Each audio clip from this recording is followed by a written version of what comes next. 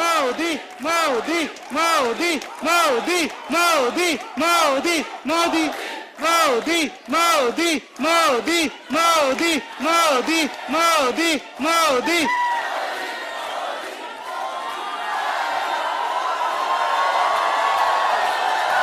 Vande, Vande, Vande, Vande, Vande, Vande, Vande, Vande.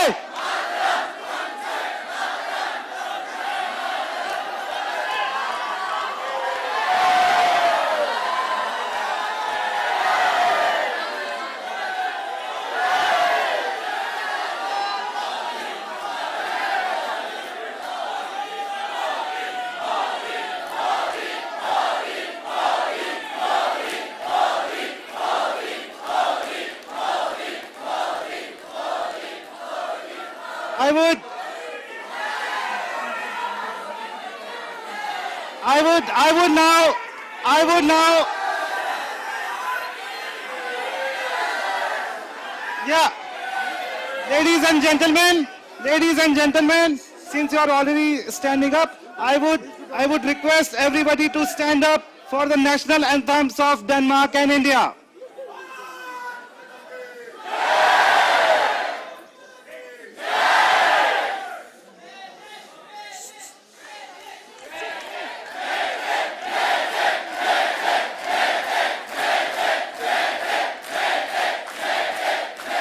Yeah, kindly stand up and kindly be quiet. Yep, national anthems of both Denmark and India are about to start. Kindly be quiet and respect the national anthems, please. Yep.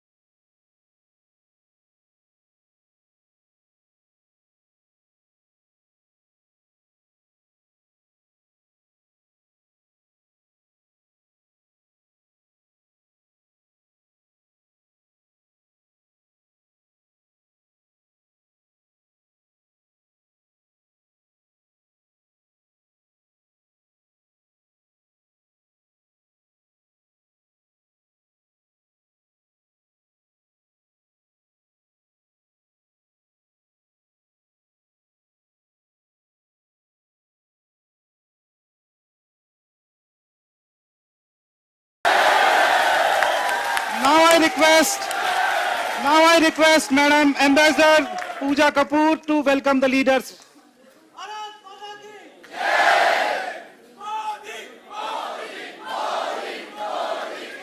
Kindly be seated. माननीय प्रधानमंत्री जी, हमारे ओजस्वी, तेजस्वी और अति लोकप्रिय प्रधानमंत्री जी, यहाँ उपस्थित विशेष अतिथिगण, भारतीय समुदाय और हमारे डेनिश मित्रों की ओर से मैं आपका हार्दिक स्वागत और अभिनंदन करती हूँ।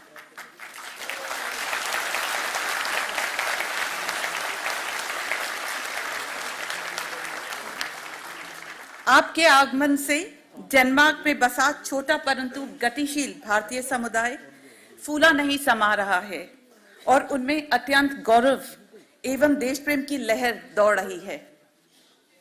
We are also extremely honored and delighted to have the Honorable Prime Minister of Denmark, Her Excellency Ms. Mette Frederiksen, with us today.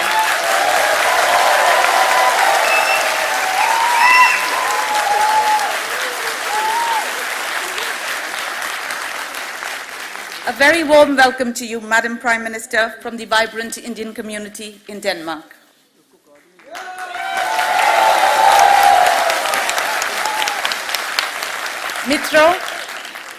मित्रों, हमारे प्रधानमंत्री जी कुछ ही क्षणों में आप सभी को संबोधित करेंगे। उससे पहले, may I invite Prime Minister Ms. Mette Frederiksen to kindly address the gathering. Jai Hind.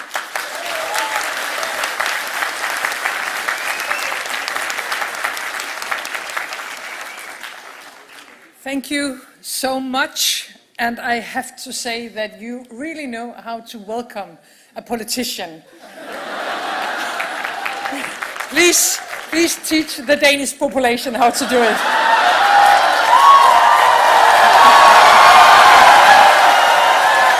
No. First of all, I would like to say it's a great pleasure to be here today with you. I am very honored that we are able to welcome you, my friend, Prime Minister Modi, to Denmark. Once again, welcome.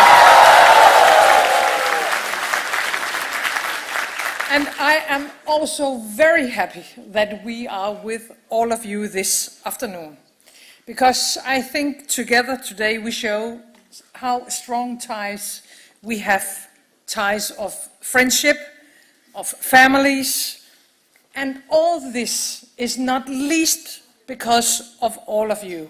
Thank you. Thank you to all Indians living in Denmark and working in Denmark, making a real positive contribution to the Danish society. Thank you, all of you.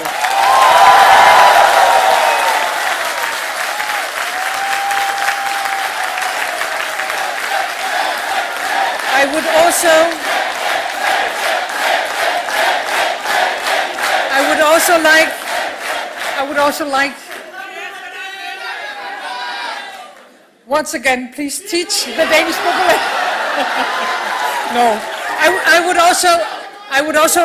I would also like to thank all the Danes living in India. I think all of you who have changed society, but still carrying your own nation, your own culture and your own language by heart, that you link our two countries together every day in your life. You bring a part of India to Denmark and you connect us. We are grateful to that, and I hope that you are all happy about your life in Denmark.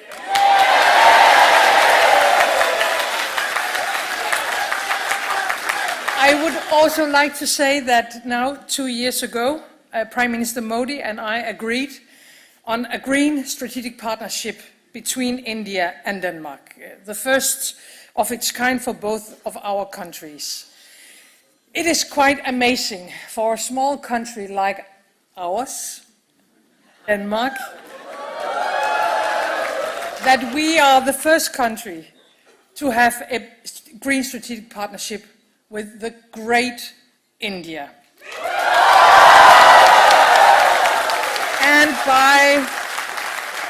And by joining hands and minds, we aim to find new ways forward. Right now, of course, the war in Ukraine reminds us that democracies, that democratic nations like India and Denmark all over the world must stand up for the principles and for the values we believe in.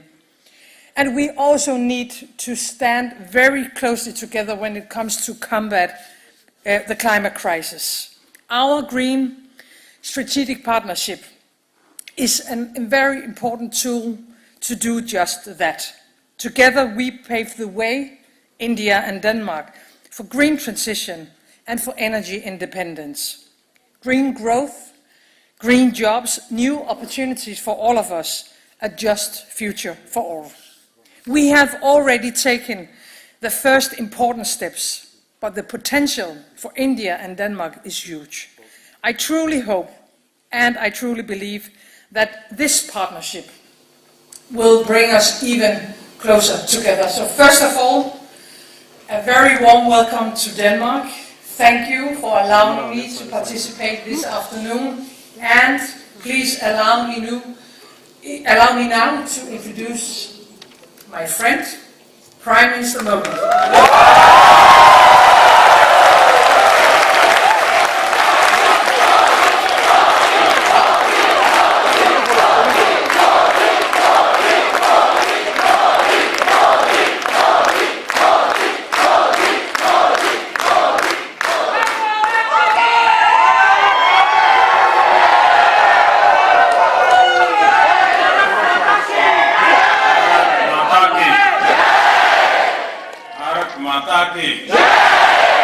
Bharat माता की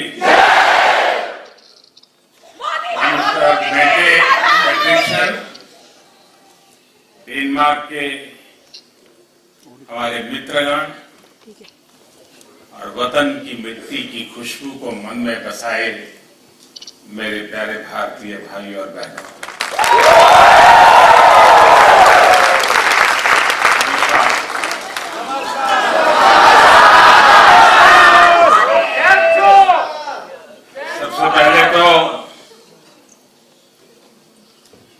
मैं Denmark के प्रधानमंत्री जी का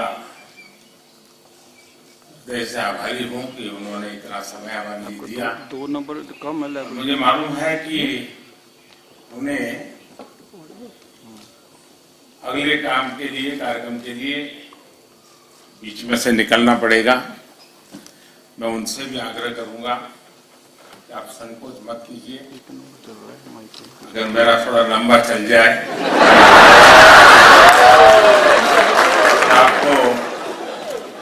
आपको निकलना है तो बिना संकोच जरूर निकल सकते हैं।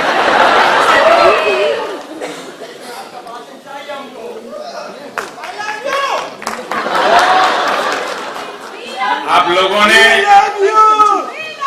डेनमार्क के प्रधानमंत्री जी का और मेरा यहाँ जो भव्य स्वागत किया, उसके लिए मैं आप सभी का बहुत आभारी हूं। आज प्रधानमंत्री फ्रेडरिक्सन का यहां होना इस बात का प्रमाण है कि भारतीयों के प्रति उनके दिल में कितना प्यार और सम्मान है।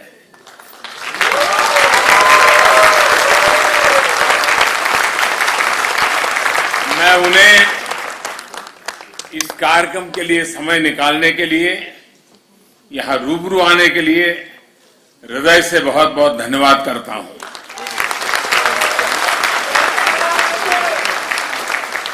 साथियों, कोरोना के कारण बहुत समय तक सभी की लाइफ एक तरह से वर्चुअल मोड में ही चल रही थी।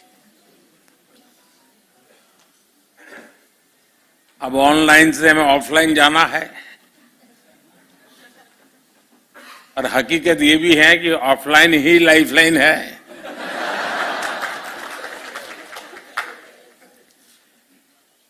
पिछले साल जैसे ही आवाजाही मुमकिन हुई तो प्रधानमंत्री फ्रेडरिक्सन पहली हेड ऑफ द गवर्नमेंट थी जिनका हमें भारत में स्वागत करने का अवसर मिला था।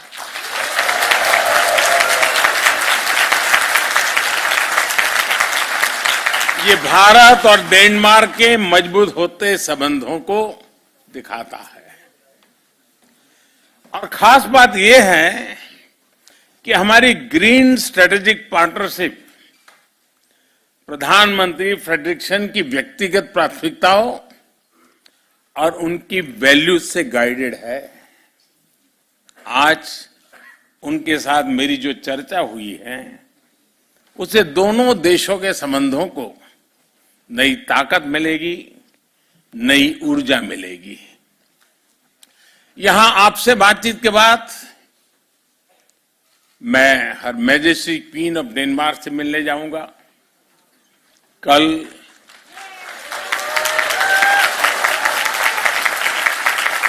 नॉर्डिक इंडिया समिट में नई संभावनाओं की तरफ हम बढ़ने वाले हैं। मुझे खुशी है कि पूरे नॉर्डिक रीजन के साथ भी भारत के रिश्ते बहुत मजबूत हो रहे हैं। साथियों, दुनिया भर में फैले भारतीय डायस्पोरा को अगर मिला लिया जाए तो उनकी संख्या कई देशों की आबादी से अधिक होगी।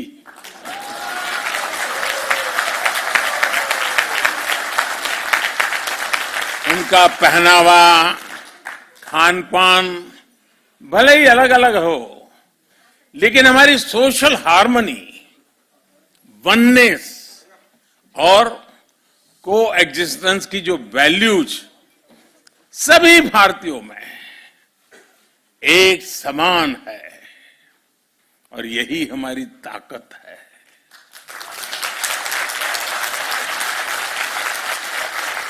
और जिनकी रूट्स किसी भी तरह मां भारती से जुड़ी हैं, वे स्वाभाविक तरह से लोकतंत्र और रूल ऑफ लॉ के प्रति सम्मान रखते ही हैं। एक भारतीय दुनिया में कहीं भी जाए, वो अपनी कर्मभूमि के लिए, उस देश के लिए पूरी ईमानदारी से कंट्रीब्यूट करता है।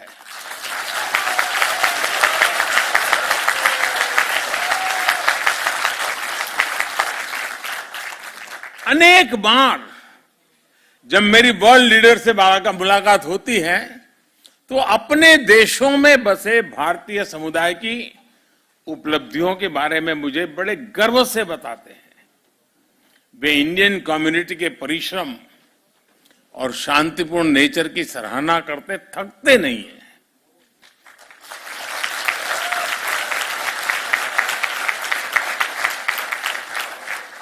और इसके लिए धन्यवाद का हकदार मैं नहीं, आप सब हैं।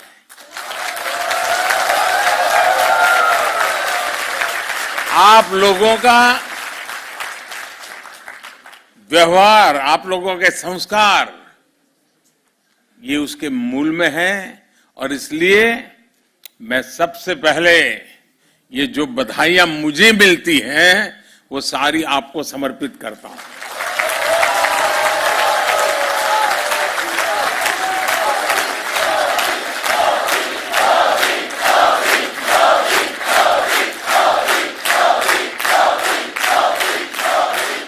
इंक्लूसिवनेस और कल्चरल डाइवर्सिटी, विविधता, विशेषता भारतीय समुदाय की ऐसी शक्ति है जो हम सबको प्रतिपल जीवंतता का एहसास कराती है।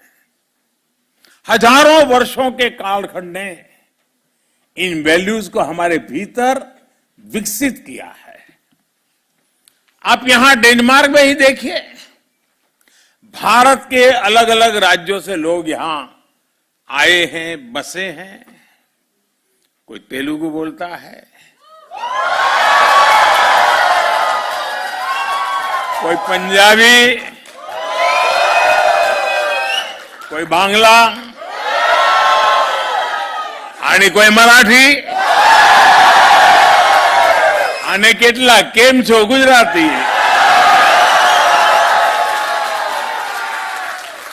तो कोई तमिल वणक्कम से शुरू करता है, तो कोई मलयाली, कोई उड़िया जय जगन्नाथ, कोई कन्नड़ा, तो कोई असमिया। भाषा कोई भी हो, लेकिन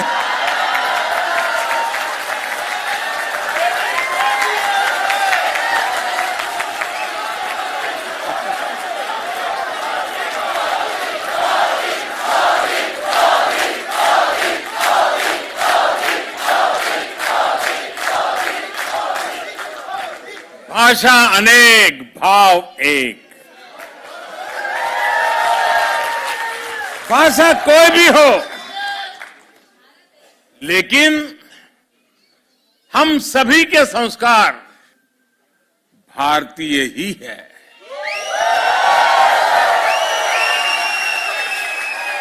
हमारी खाने की थाली बदल जाती है, टेस्ट बदल जाता है, लेकिन स्नेह से बार बार आग्रह करने का भारतीय तरीका कभी नहीं बदलता है।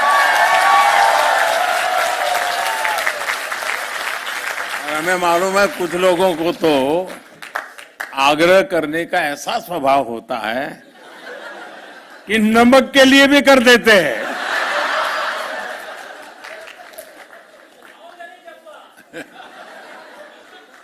हम राष्ट्र रक्षा के लिए मिलकर खड़े होते हैं, राष्ट्र निर्माण में मिलकर जुटते हैं।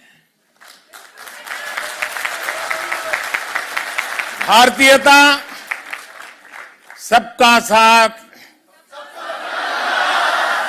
सबका और सबका। अब देखिए घर घर बात पहुंच चुकी है और डेनमार्क में भी गूंज रही है। सबका साथ, सबका विकास, सबका विश्वास और सबका प्रयास, और इसी से समृद्धि होती है। और साथियों, वसुधैव कुटुंबकम यानी वन वर्ल्ड, पूरा विश्व एक परिवार, हमारा ये कंसेप्ट व्यापार कारोबार की अवधारणा से भी बहुत विस्तृत है, बहुत व्यापक है, बहुत गहरा है, हिमालय से भी ऊंचा है। हमारी वन वर्ल्ड की अवधारणा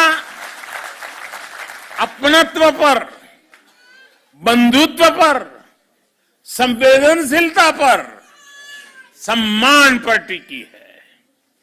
21वीं सदी का भारत भी नए ग्लोबल ऑर्डर के लिए इसी विजन को लेकर आगे बढ़ रहा है। साथियों, आज भारत जो कुछ भी हासिल कर रहा है, वो उपलब्धि सिर्फ भारत की नहीं है, बल्कि वो करीब 1/5 ह्यूमैनिटी की उपलब्धि है। कल्पना कीजिए कि अगर भारत में हम वैक्सीनेशन को हर परिवार तक नहीं पहुंचा पाते तो उसका दुनिया पर क्या असर होता। अगर भारत मेड इन इंडिया सस्ती और प्रभावी वैक्सीन पर काम न करता, बड़े स्केल पर प्रोडक्शन न करता, तो दुनिया के अनेक देशों की स्थिति क्या होती।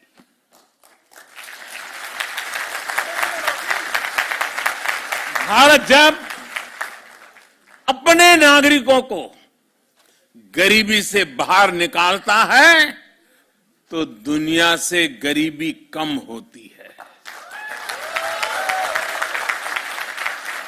भारत में जब गरीब को housing, sanitation, clean drinking water, free health care, financial inclusion, ऐसी जब अनेक सुविधाएं मिलती हैं तो इससे दुनिया के अनेक देशों को एक नया विश्वास मिलता है।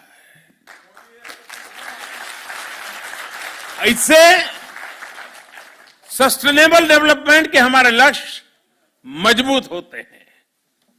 भारत के हर घर में लगा हर एलईडी बल्ब, भारत में लग रहा हर सोलर पैनल जितना एमिशन बचाता है वो क्लाइमेट एक्शन के संकल्प को और अधिक मजबूत करता है। साथियों, स्टीरियोटाइप्स और साइलोस को तोड़कर जो सक्सेस मिलती है वो देश को नई ऊंचाई पर ले जाती है। आपको याद होगा जब मैंने डिजिटल इंडिया की बात की थी तो कुछ लोग कई तरह के सवाल उठाते थे। हिंदुस्तान में डिजिटल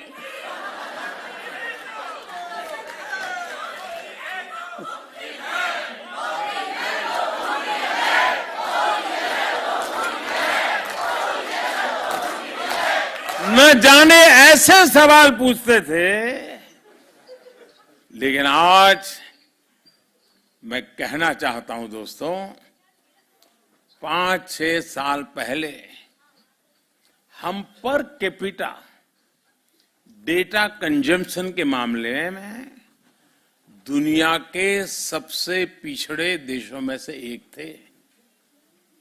ये मैं बहुत दूर की बात नहीं कर रहा हूं, 5-6 साल पहले। लेकिन आज स्थिति एकदम से बदल गई है। अनेक बड़े देश मिलकर जितना per capita mobile data consume करते हैं उससे ज्यादा हम भारत में करते हैं। सबसे बड़ी बात यह है कि आज जो भी नया यूजर जुड़ रहा है वो शहरों से नहीं है, दूर सुदूर जंगलों में रहने वाले भारत के छोटे छोटे गांव है दोस्तों।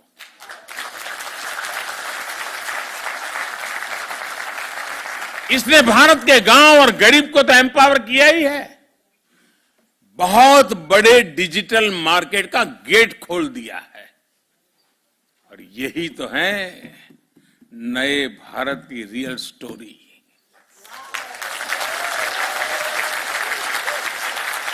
देश का मिजाज कैसे बदलता है इसका एक और उदाहरण मैं आपको बताना चाहूंगा। यह हमारी आजादी का 75वां साल है। लगभग 75 महीने पहले, 75 मंथ्स पहले की बात मैं कर रहा हूं, हमने स्टार्टअप इंडिया कार्यक्रम शुरू किया था। तब स्टार्टअप इकोसिस्टम के रूप में दुनिया में भारत की कोई गिनती ही नहीं थी, नाम कहीं उल्लेख ही नहीं होता था। आज हम यूनिकॉर्न्स के मामले में दुनिया में नंबर 3 पर खड़े हैं।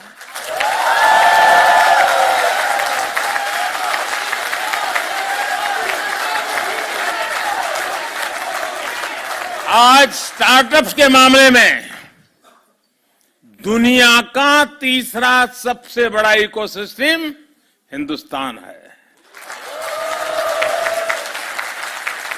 2 साल पहले जब दुनिया कोविड से जूझ रही थी, मौत कब आकर के धमकेगी, परिवार में कौन मुसीबत में फंस जाएगा, बाहर निकल पाएंगे कि नहीं निकल पाएंगे, उस समय संकट के बादल घिरे हुए थे, चिंताएं चारों तरफ फैली हुई थी। उस समय भारत का नौजवान, उस स्थिति को याद कीजिए दोस्तों, भारत का नौजवान करीब करीब हर महीने एक यूनिकॉर्न बना रहा था।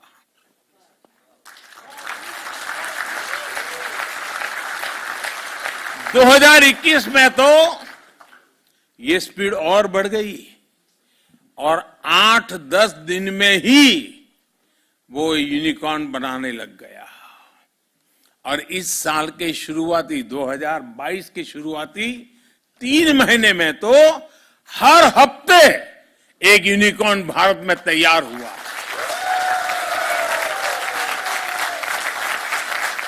साथियों, भारत की ताकत, और ये बात दुनिया भी धीरे धीरे समझने लगी है। भारत की ताकत जब बढ़ती है तो साथियों मेरे शब्दों में विश्वास करिए, दुनिया की ताकत भी बढ़ती है।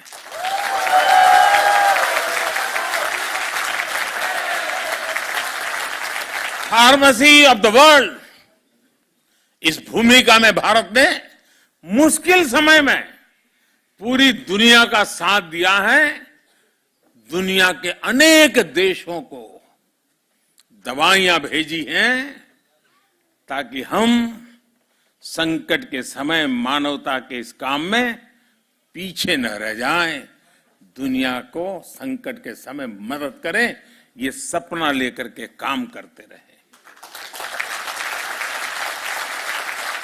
भारत जब फूड ग्रेन्स के मामले में आत्मनिर्भर हुआ है तो दुनिया को भूखमरी से बचाने के लिए खुले दिल से ऑफर कर रहा है।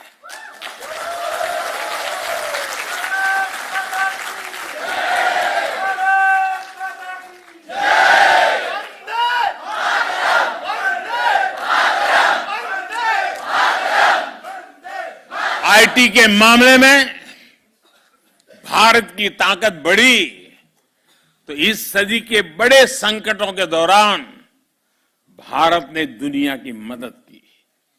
आज भारत एक बड़ी डिजिटल ग्लोबल पावर है, लेकिन इसको भी हमने अपने तक सीमित नहीं रखा है, बल्कि दुनिया के साथ हम शेयर कर रहे हैं। भारत के पास स्केल और स्पीड के साथ साथ शेयर एंड केयर की वैल्यू भी है। इसलिए ग्लोबल चैलेंजेस से निपटने के लिए भारत की कैपेसिटी में इन्वेस्ट करना वो सिर्फ भारत के लिए नहीं, दुनिया के लिए भी भलाई का काम है, दुनिया के हित में है। भारत की आत्मनिर्भरता में एक सशक्त ग्लोबल सप्लाई चेन का भविष्य जुड़ा है। वैश्विक सप्लाई चेन्स में भारत एक ट्रस्टेड और रिलायबल पार्टनर बन रहा है। साथियों, दुनिया को बेहतर बनाने के लिए भारत और डेनमार्क की साझेदारी बहुत अहम है। विशेष रूप से क्लाइमेट चेंज से जुड़ी हमारी चिंताएं भी और हमारे संकल्प भी साझा है। क्लाइमेट को जो नुकसान हुआ है उसमें भारत की भूमिका बहुत नगण्य है। दुनिया को तबाह करने में हिंदुस्तानियों की कोई भूमिका नहीं। हम तो वो लोग हैं जो पौधे में भी परमात्मा देखते हैं।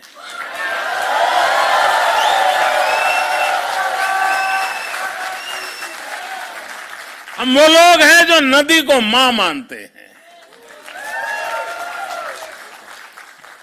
Thank you excellency.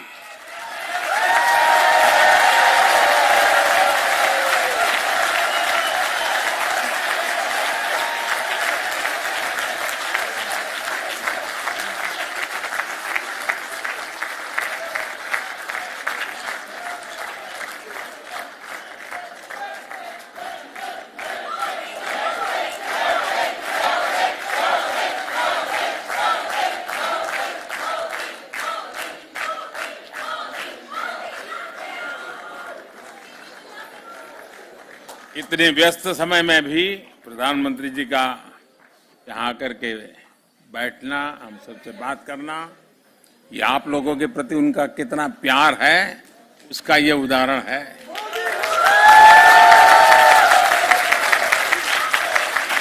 साथियों, मैं आपसे जो बता रहा था कि हम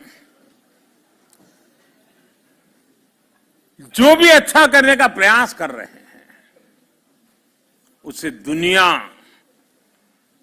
लाभान्वित होती है, लेकिन दुनिया की भलाई के देखते हुए भारत ने वर्ष 2070 तक, जैसा मैंने कहा, हमने दुनिया में इस प्लेनेट को, इस पृथ्वी को बर्बाद करने में हिंदुस्तानियों का कोई रोल नहीं है, हिंदुस्तान का कोई रोल नहीं है। उसके बावजूद भी भारत ने वर्ष 2070 तक नेट जीरो का संकल्प लिया है।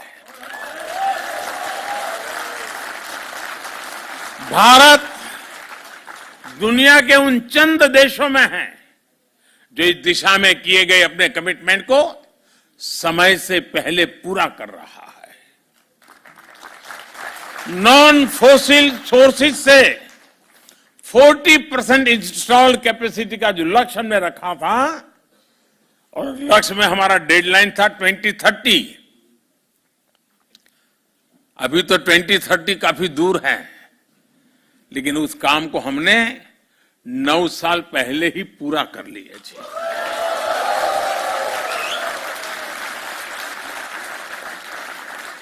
भारत में आज हम बहुत सस्ती सोलर एनर्जी पैदा कर रहे हैं।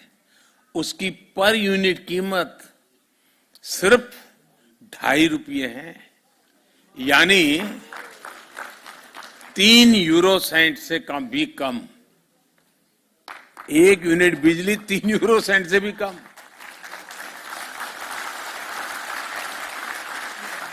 और हमारी कोशिश है कि उसको हम 2.5 रुपये से और नीचे ला करके 2 रुपये तक ले जाने की कोशिश कर रहे हैं।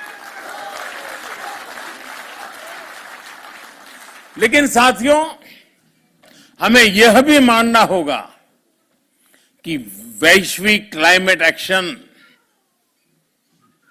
अभी तो कहीं सफल होता नजर नहीं आ रहा है। दुनिया जहां थी वहीं ठहरी हुई है। इक्के दुक्के अपवाद कुछ कर पाते होंगे, लेकिन हम कर पा रहे हैं। इसका कारण क्या है? इसका कारण यह है कि हम क्लाइमेट एक्शन को सरकारों की मल्टीलेटरल संस्थाओं की जिम्मेदारी के रूप में देखते रहे हैं।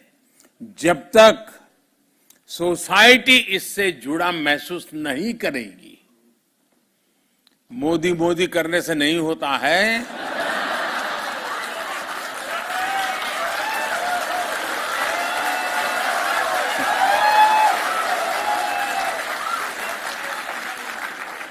ये इसलिए हो रहा है कि हर हिंदुस्तानी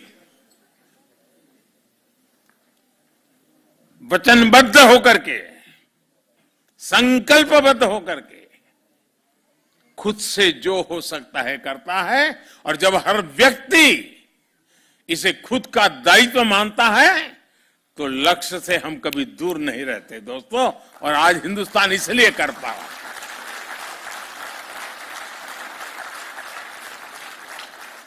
इस समस्या के समाधान में विश्व के अनेक विचार चल रहे हैं, अनेक योजनाएं चल रही हैं, अनेक एनजीओ भी अपनी दुनिया चला रहे हैं। बहुत कुछ हो रहा है, अलग अलग तरीके से हो रहा है।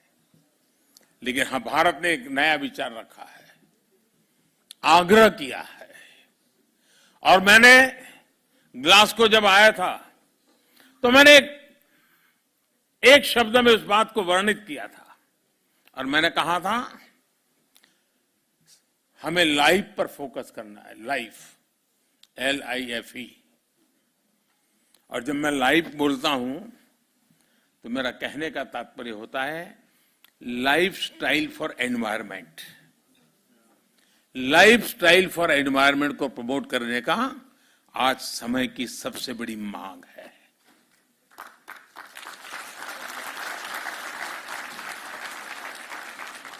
कंजम्पशन ओरिएंटेड अप्रोच, इससे बाहर निकलना बहुत जरूरी है। यूज एंड थ्रो वाला माइंडसेट प्लेनेट के लिए नकारात्मक है। हम कितना यूज करते हैं ये पॉकेट की साइज से नहीं बल्कि जरूरत से तय हो।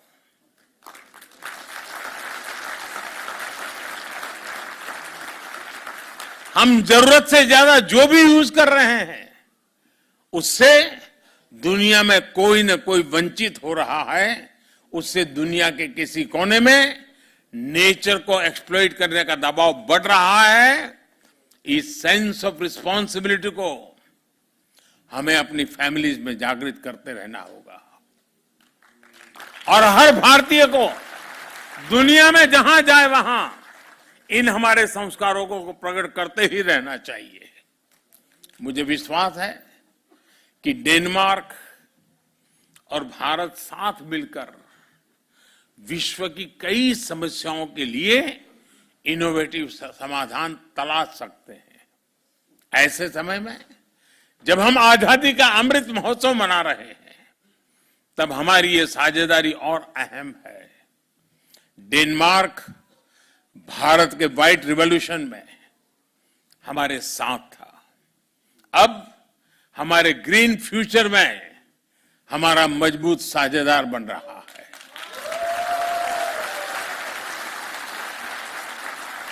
हमारे बीच इलेक्ट्रिक मोबिलिटी से लेकर green hydrogen, waste to wealth, sustainable urbanisation, green shipping, science, technology और इनोवेशन में सहयोग की अनंत संभावनाएं हैं। जैसा मैंने पहले कहा, आज भारत सोलर और विंड एनर्जी का दायरा बढ़ाने के लिए व्यापक काम कर रहा है। बायोफ्यूल से हमारे किसानों की आय बढ़ाने और हाइड्रोकार्बन पर निर्भरता कम करने के लिए बड़ा इंफ्रास्ट्रक्चर बन रहा है। डेनमार्क की कंपनियों के पास इन क्षेत्रों में उल्लेखनीय एक्सपीरियंस भी है। इसलिए भारत में डेनिश इन्वेस्टमेंट के बहुत बड़े अवसर है। आप में से कई लोग डेनमार्क की बड़ी बड़ी कंपनियों में काम कर रहे हैं। आप अपने डेनिश मित्रों को, अपने कलीग को भारत में मौजूदा अवसरों के बारे में जरूर बताएंगे ना?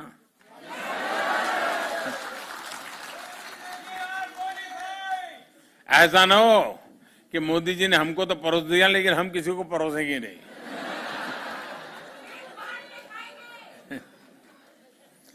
साथियों, यहां कोपेनहेगन यूनिवर्सिटी में विश्व प्रतिष्ठित नील बोर इंस्टीट्यूट है।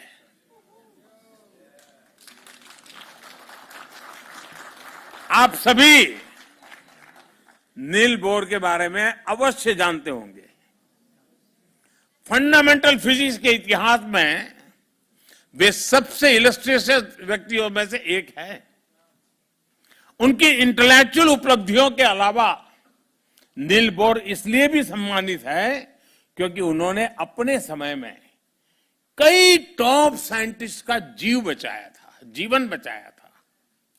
लेकिन बहुत कम लोगों को इस बात का पता है कि नील बोर को जब खुद इंटेलेक्चुअल शरण की आवश्यकता होती थी तो वे भारत के स्क्रिप्चर्स की तरफ जाते थे।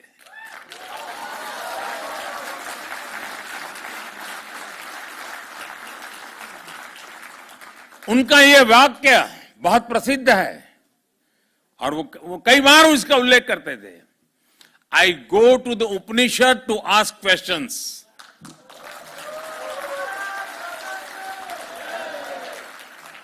आज नम्रतापूर्वक लेकिन बड़े विश्वास के साथ हम अपने डेनिश दोस्तों को यह कहना चाहते हैं, come to India to jointly find answers to the problems of the planet.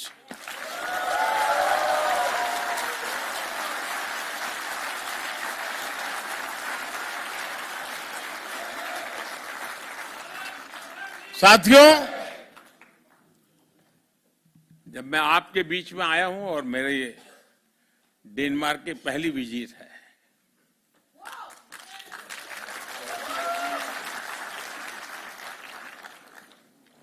तो मैं आपसे कुछ मांग सकता हूं? सचमुच में?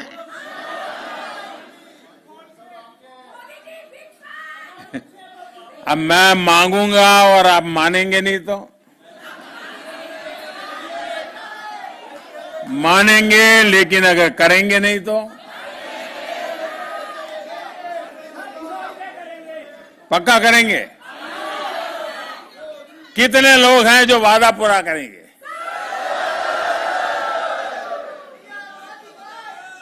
ये आजादी का अमृत महोत्सव चल रहा है, आजादी के 75 साल है।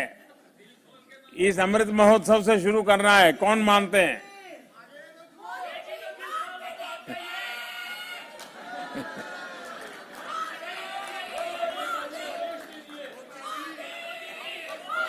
अगर आप मानने वाले हैं तो मैं बताऊं, मैं देख रहा हूं कि धीरे धीरे आवाज कम हो रही है आपको लग रहा है कि कोई मुसीबत आ रही है। ऐसा ही हो रहा है ना?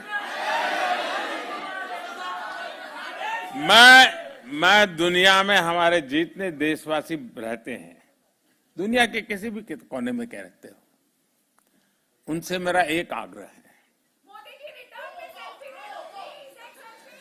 आप अपनी आवाज जरा कम करो, आपकी आवाज कम करो। अब सबने देख लिया आप कहां बैठी हो।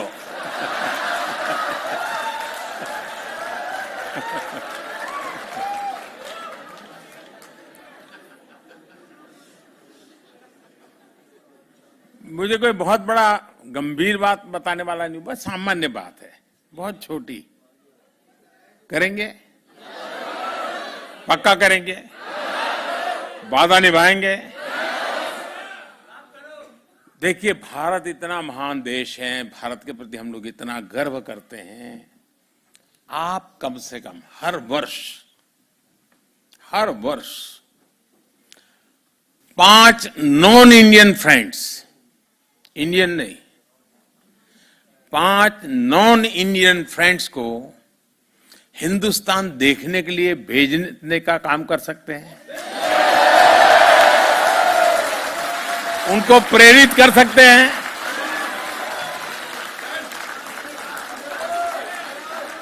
अभी से टारगेट कीजिएगा, हाँ इन 5 को तो मुझे हिंदुस्तान देखने के लिए भेजना है, और फिर उसको समझाइए। देखिए, हमारे यहां दक्षिण में ये है, तमिलनाडु में ये है, ओडिशा में ये है, बंगाल में ये है, जाइए। आपको कल्पना है दोस्तों, आप दुनिया की कितनी बड़ी ताकत बन जाओगे। फिर ऐसा मत करना कि वहां डायरेक्ट फ्लाइट नहीं है,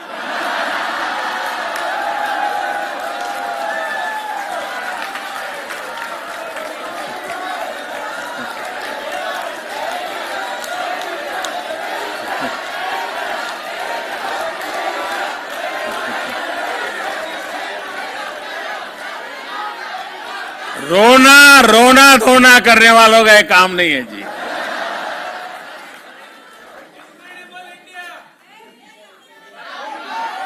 एक जमाना था जब हवाई यात्राएं नहीं थी, मेरा देश ऐसा था कि दुनिया के लोग हजारों किलोमीटर पैदल यात्रा करके मेरा देश देखने के लिए।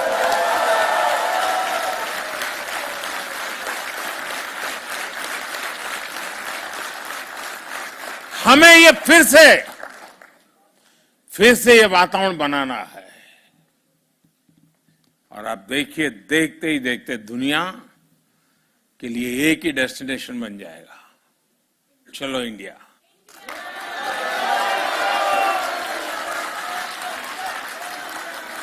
और ये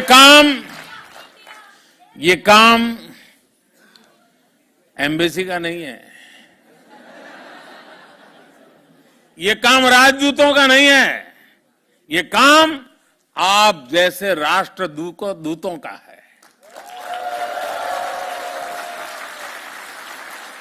राजदूत तो एक होता है, राष्ट्रदूत लाखों की तादाद में होते हैं। तो करेंगे? अब कुछ आवाज में दम है। चलिए दोस्तों, मुझे बहुत अच्छा लगा, आप सबसे मिलने का मौका मिल गया, और आप लोगों का उत्साह, उमंग पूरे हिंदुस्तान में खबर पहुंच गई होगी।